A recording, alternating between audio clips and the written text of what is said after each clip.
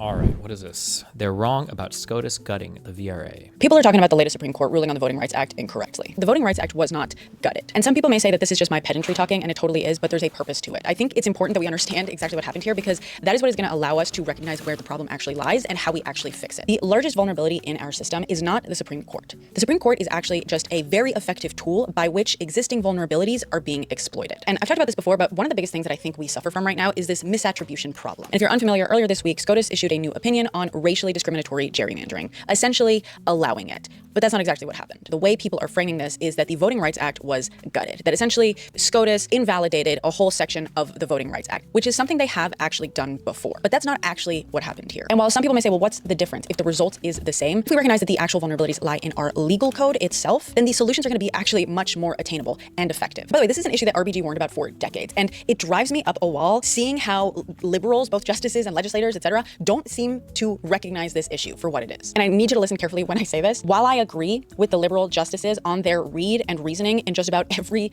decision, I also understand the logic that is being used by the right to exploit these vulnerabilities. And my pedantry doesn't allow me to disagree with a lot of it based on the technicalities of the law, even if I disagree with it morally. But that's specifically because that's how my brain works. I am very good at finding technicalities. And I say this all as a disclaimer because I don't want it to sound like I'm arguing from a position that I'm not. So on to Calais and SCOTUS's ruling. The case is about a Louisiana district map. Louisiana currently has 6 congressional districts, meaning 6 seats in the House. And this fight was basically over 2 versions of a district map. One which would have left 4 seats presumed to be held by Republicans and 2 by Democrats, and the other which would have left 5 seats presumed to be held by Republicans and 1 by Democrats. The problem is the new map didn't just result in partisan redistribution, it also resulted in racial redistribution. In other words, the 2 majority Democrat districts were also 2 majority Black districts, and that's not a coincidence. And while the Voting Rights Act prevents racial discrimination in questions of voting, but also in districting, the courts have basically decided that in districting it has to be purposefully racially discriminatory, so like on purpose discriminating against a specific minority group on the basis of race. And if a map does, and that's not a coincidence. And while the Voting Rights Act prevents racial discrimination in questions of voting, but also in districting, the courts have basically decided that in districting it has to be purposefully racially discriminatory, so like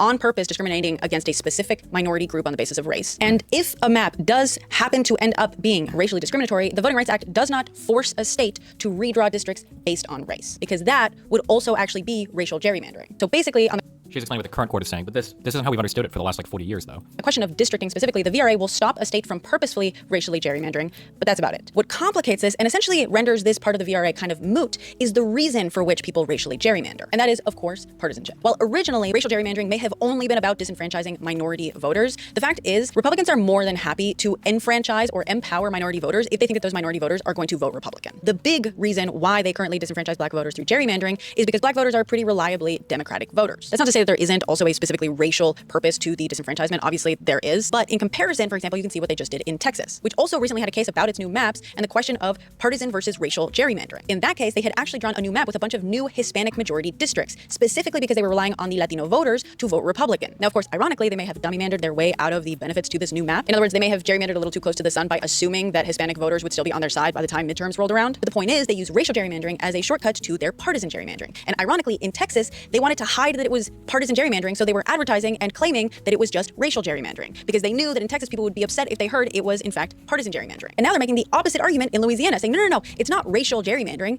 it's partisan gerrymandering. It's all just based on political power. And if that is in fact the case, if it is true that the districts in question were drawn primarily in pursuit of another goal that isn't just simply discriminating against a specific group or minority, it's technically okay, even if it results in a minority's disenfranchisement. I know what you're gonna say, well, what does it matter, right? The result is the same. Minority voters, Democrat voters, they are being discriminated against. And you're right, especially in practice, especially in this case. But the reason it matters is because they didn't gut the VRA in the traditional sense of saying, well, the VRA can't actually protect against racial discrimination in gerrymandering. That part still stands, which is important, even if there is a very easy way to get around it now. And the only reason it can be gotten around is because there is not a prohibition against partisan gerrymandering, which could, in fact, be law. And if partisan gerrymandering was, in fact, made illegal, racial gerrymandering would still be illegal. And there would be no easy way around either of those things by claiming Okay.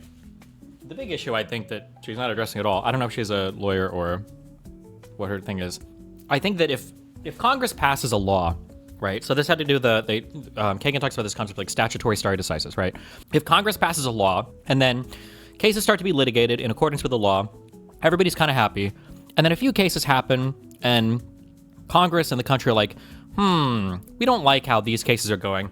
We're going to amend the law to make it even stronger in this direction in a very obvious way. Like, we said that we have this Voting Rights Act to protect racial minorities, but we noticed that people are being kind of clever in how they're getting around the law. So we're going to amend part of this law to make it stronger to protect against that. And then for the next 40 years or 37 years, the Supreme Court goes, yeah, we understand what you're doing. That's fine. That's great. You have this combination of like law passed by Congress, Supreme Court decisions, the law, reaffirmed and strengthened based on language that came from a Supreme Court decision, and then the Supreme Court agreeing with the new construction of that law for 37 years and interpreting it as such. To just walk back on a dime with that is crazy. That's just insane to me. I understand she's saying here, well, we could just ban partisan gerrymandering. I don't even know if you can. Can it, like, constitutionally, I don't know if, like, partisanship, like, political parties are, like, a protected class. Could the federal government ban a state from drawing a map that favors a partisan balance? I don't know if they could do that. I'm not sure. I have no idea. I don't know. Would still be illegal, and there would be no easy way around either of those things by claiming you were doing the other, in other words. And this is the crux of the issue, the misattribution that I keep seeing crop up on so many different things. The Supreme Court, and conservatives in particular, are playing by Air Bud rules. Time and time again, the conclusions that they're reaching are, well, technically, there's no rule against it, so I guess it's allowed. Which means that the way to fix that issue isn't just get a different judge that might agree with you that, oh, just because there isn't a rule against it doesn't mean it isn't crazy, but rather to change the rule itself. We have to stop. I don't like, and I could be wrong. I fully admit I could be wrong. This person's probably way smarter than me when it comes to legal stuff. I just don't like this idea of like, we just need to make more rules, because like we had a rule. We all understood what this rule was 37 years old. The Supreme Court agreed with the rule. Multiple courts agreed with the rule. The Congress agreed with the rule. The United States agreed with the rule. You had the courts and the Congress speaking uniformly and reaffirming constantly and consistently how this rule was applied. And then a guy comes along and is like, nah. Like, are we supposed to pass a new rule every single time the Supreme Court God whispers, a different interpretation of the one that we all understood to be, to be in existence? I don't know. Relying on the interpretation of the laws being done in good faith by the executive, by the Supreme Court, and instead focus on writing better laws. There is a reason Democrats have tried multiple times, especially in recent years, to pass legislation that would have banned partisan gerrymandering, complete with a whole structure involving nonpartisan committees, etc. They were trying to plug this hole that was never actually plugged or blocked by the Voting Rights Act. And in fact, SCOTUS has ruled in similar ways for decades. Now, obviously, yes, SCOTUS has thrown out parts of the Voting Rights Act before, but it has also been unable to throw out other parts. In fact, in a Supreme Court case from 2019, they said as much in Rucho v. Common Cause. Kaiser says, Destiny, no, but we should require Congress to clarify the rule in law so that the Supreme Court can interpret it in a way that is counter to what it's meant to achieve. I agree with you, but that's what happened here. The Voting Rights Act existed. There was a Supreme Court decision that seemed to show that you could, in effect, discriminate against people. That was fine. And then the Congress didn't like that. The American people didn't like that. And they're like, well, hold on, that's bullshit. So we're going to change the wording of Section 2 to say that you need to look at the totality of the circumstances to see the effect rather than the intent. And they even added clarifying language saying, this doesn't mean that just because there's like 20% black people, that 20% of their representatives have to be black, right? We're not saying it has to be 1-to-1 like this, but the minority vote should be respected and can't always be swamped by the majority vote. So the Congress lifted language from a Supreme Court decision that they didn't like to amend the law so that it would come into alignment with how the Supreme Court viewed it and how the Congress and American people viewed it. And so we had that marriage of our interpretation of this law for 37 years. And now the new Congress is like, nah. Now they're like, fuck it. So like, who's to say we don't pass another law? I don't know. I don't know, man. Maybe I'm legally retarded. I don't know, man. I feel like the Supreme Court is just not... I'm starting to wonder. I'm starting to wonder, man. There was a... Fuck, what was the game I played? Triangle Strategy? Like, one of the last battles keeps popping into my fucking head. There's like, fuck. There's just like some guy who like whispers into like some cloaked thing where, I don't know, the child god or whatever bullshit is. And it's like, well, obviously he whispers to him and then he figures out what this guy wants and nobody can really say that he's wrong because he's the one who's like whispering to the whatever mythical figure. I don't know. It just feels like the Supreme Court has been running amok a little bit too much with that. Like, we are you can't look at the Constitution. Only we can, and we'll tell you exactly how it works. And we might disagree with ourselves, randomly and arbitrarily every few decades, because why the fuck not? It says that law sucks shit. But you said, for the past 40 years, you said the law was good. Nope, that's not. It doesn't matter. It says the law is shit now. It says the law is shit now. Fuck you. And it's like, well, damn, I don't know. It's kind of crazy to me that the Supreme Court is the only one with access to the Constitution. I don't know. I mean, I don't know. I mean, there's reasons. I don't know. It's just crazy to me. Whatever. I don't know. Whatever. In that case, SCOTUS was asked to weigh in on the discriminatory nature of partisan gerrymandering. And they basically were like, this question is too political for it to be judicial, for us to weigh in on it, and basically laid out some frameworks by which SCOTUS can make non-political rulings on questions of a political nature. Like, you need certain rules that you can just measure things in a nonpartisan way. And in fact, in the court's opinion, which was a conservative majority opinion, they talk about how the framers gave Congress the power to do something about partisan gerrymandering in the elections clause, even listing a few examples of legislation that had both been passed and proposed at that point. So essentially, they have been saying over and over again, like, this is something that Congress can pass laws about. Congress has the ability to pass laws about this. We technically, conveniently, can't rule on things like partisan gerrymandering unless there's a law for us to rule based off of. And like I said at the beginning, while I disagree with this opinion on a moral ground, logically and legally, unfortunately, it holds. And while I agree with the liberal justices on just about everything, this is just another situation where it appears to me the left... Like, I don't understand how you can't view this as undermining the courts. I'm not trying to be a stare decisis slut or whatever, but it can't just be that a new court could just have a completely different statutory interpretation of a law that the courts and the Congress have decided mean a certain thing for decades. It can't be that way. That's just crazy to me. I just feel like nothing could possibly undermine your court more than that. That's just crazy to me. I don't know, man. It wasn't fucking, who wrote the concurrence in this? Was it Gorsuch? I felt like, was Gorsuch the one who wrote the stare decisis concurrence in the, is it Loper? The one that overturned Chevron? I appreciated his writing there. I thought he made a really good argument for it. I'm in favor, I think, kind of.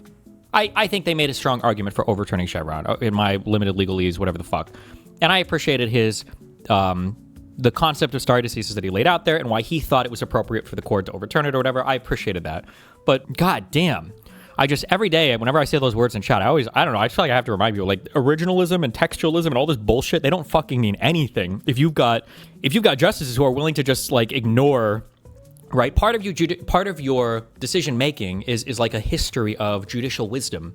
In times of normalcy across many different courts, you look back to what prior judges have thought about a thing, and you, in your opinion, is informed by a lot of their analysis. And to just have the audacity to look back at prior courts and say, fuck it. You know what? I think they all got this wrong. Let's let's go here.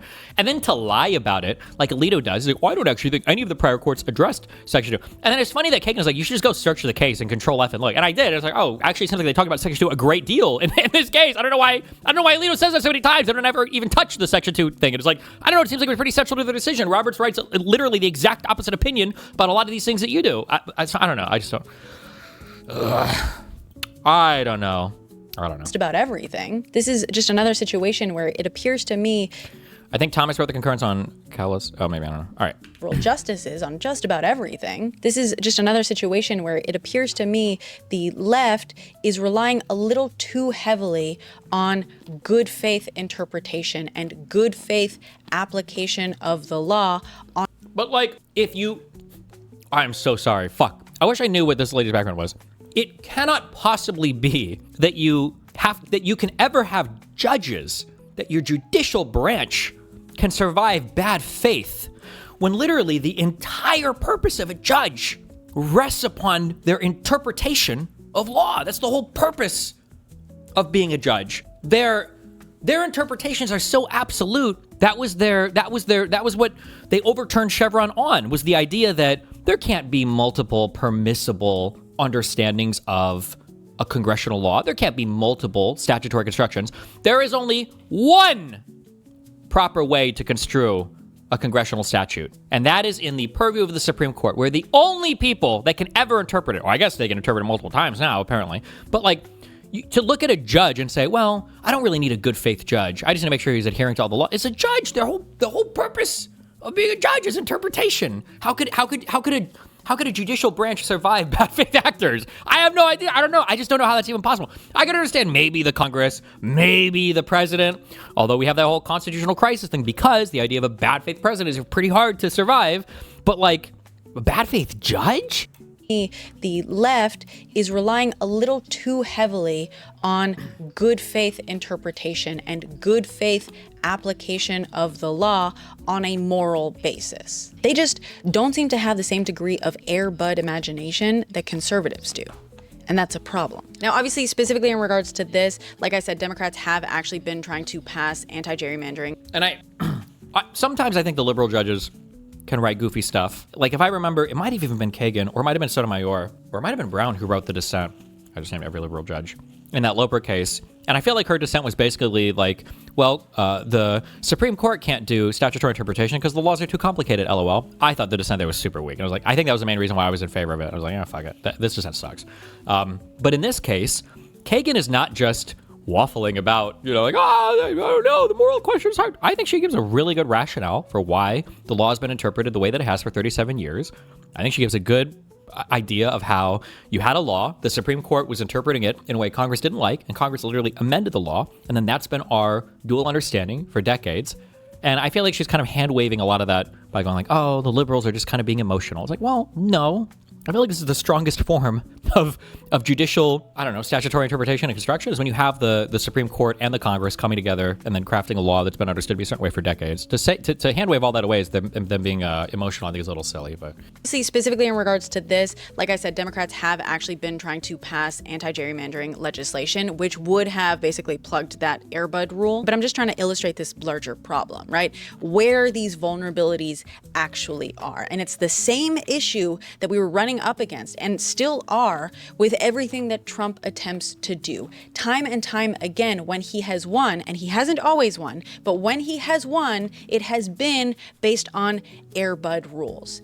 Technically, there's no law against it. So technically, as the executive, he can do it that way if he wants. We need better laws, which means we need better legislators, which is why I think it's important to talk about correctly. Our problems don't stem from a group of 9 people that most everyday citizens have absolutely no power to remove. No, our problems stem from the people we... Maybe you're hitting a little bit too close to home there for me. Maybe that might be why a problem... No. Very, very much have the power to remove. Not that it's easy, okay? But at least it's a little bit less defeatist. And you know how I feel about defeatism.